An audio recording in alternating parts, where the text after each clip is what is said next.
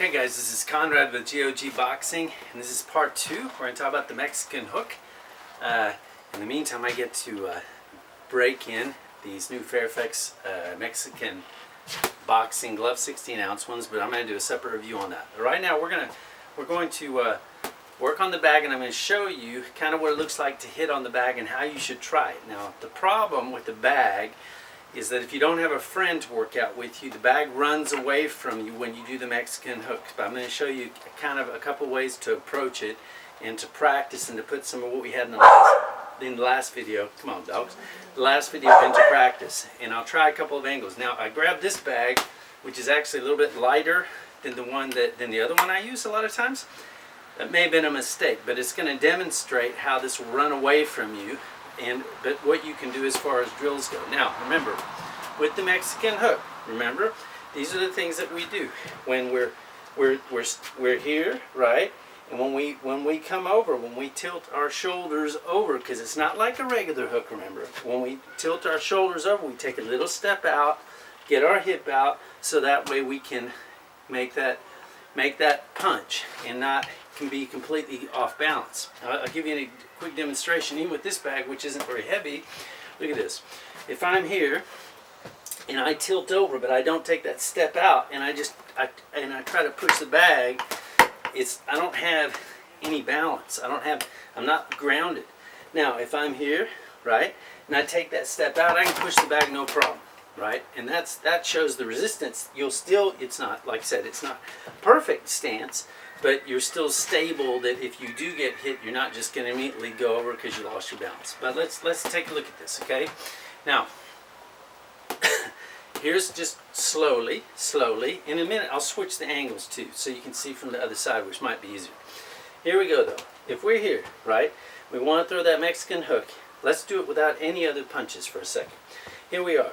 We take that little step out, right? Now look at this. Here I was. I took the little step out, and when I punch, look at that. Do you see how far? I don't know if you can see how far. I reached all the way around the bag. Now, what that means is that you don't have to be right in here to do a Mexican hook. That's one of the advantages of it. And one of the disadvantages is that sometimes if you step in close and you throw it, you'll go all the way around him, or you might even catch your arm on his elbow, okay? So this is why we practice this stuff. Now, here we go. So here I am, right? I'll try to look at the bag. I look at the camera and my hands go everywhere, and it's a bad example. But here I am, right?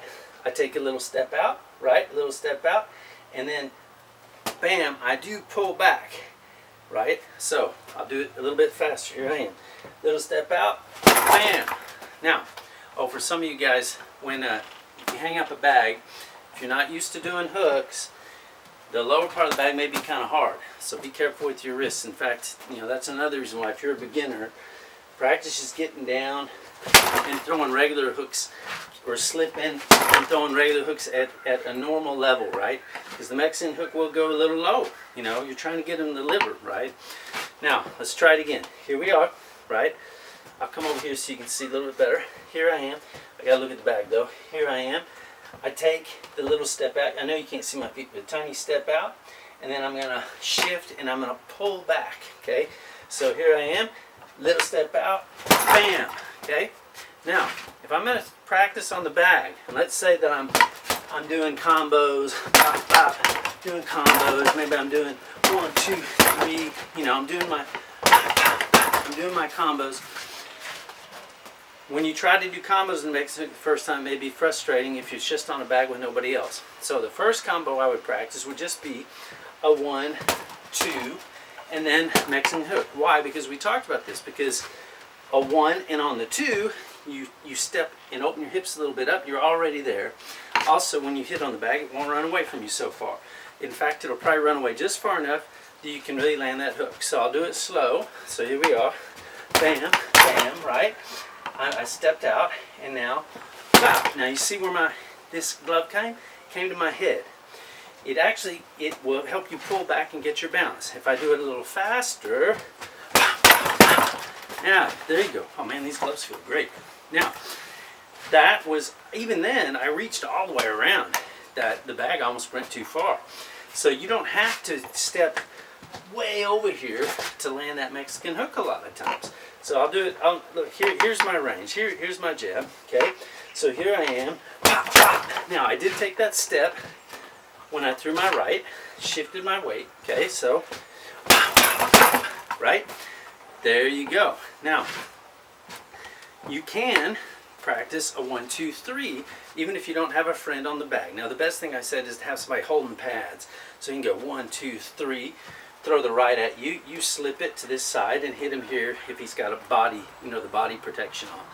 But with the 1, 2, 3, to tell you the truth, you're gonna have to start out probably unless you have a heavy bag, which isn't moving much, you're gonna have to start out and maybe not hit it so hard. So instead of getting up there and getting it, oh man, these gloves are awesome. And man, these gloves are awesome. You may need to just pop, pop, tap it, and aim for the front of the bag on the hook. I didn't on that time, I just got too excited. But 1, 2, 3, get over, bam, and then you do the Mexican hook. I'll do it a little faster with little taps at the start. 1, 2, 3. Now, put something on the Mexican hook there. Now, what I'm doing, which is a bad example, is because I'm talking, is I did the hook and I just stopped. What happens if I do the hook and I stop? Somebody's going to come back and probably hook me, because just because you hook him to the body doesn't mean you're getting him right in the liver.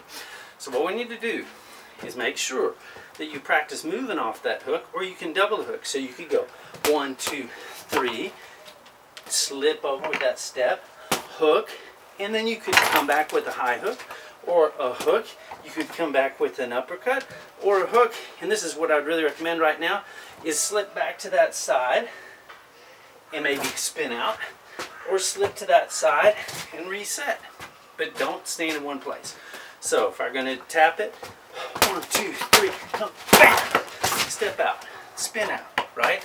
Or you could even go 1, 2, 3, come here, bam, come out and reset. Now I'm spinning all the way out of the picture. One reason is I like to come off at angles, okay? Come off at angles. But in the beginning anyway, this is all I would practice. Now, should you practice your normal hooks to the body? Sure you should. You can come in, you can get down, come in, get down low, hook, right? You can come in and you can come off here. You can jab, jab, drop here.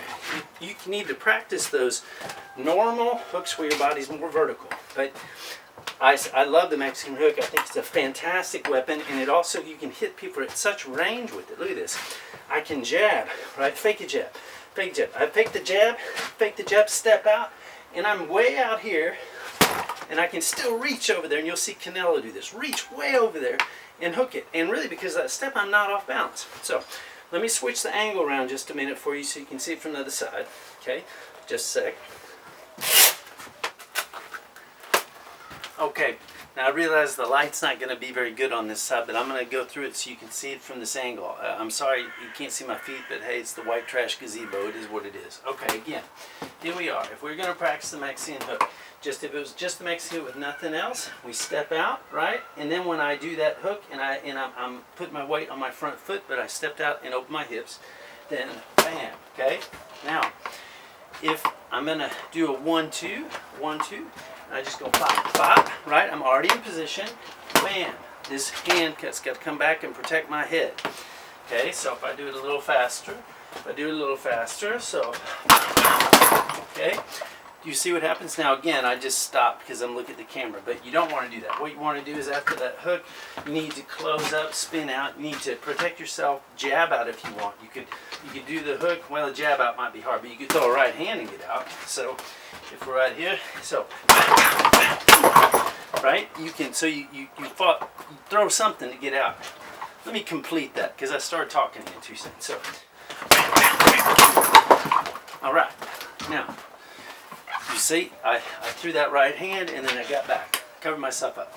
Now, if we're going to do a 1, 2, 3, again, you'll probably have to just tap it because it'll run away from you maybe too far, but maybe not. So here we go. 1, 2, 3, pop, pop. Get to the front of the bag on that 3.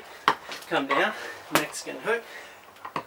Protect yourself, spin out, or you could Mexican hook and come back up top and get out. You got to do something else though, or throw that right hand again. So I'll do it a little faster, just tapping that 1, 2, 3. Okay, so we're just really worried about practicing the Mexican hook right now. So I love these gloves. Try it again. 1, 2, 3.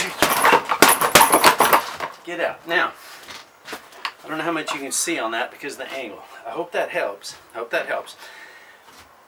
Okay, I switch back over to the side again just to say, I hope that's clear. Have some fun with it and practice it. Like, subscribe, and next time though, I'm going to come out here with a Mexican double-ended bag and show you, and that's a great way to practice to get your timing on the Mexican hook. The problem is mine, I think I popped one of the balloons inside it, the airbags. I'm going to have to fix that. So I couldn't do it today, but I'll do it next time. You know, best laid plans. So anyway, like, subscribe, we'll come back soon, and see ya.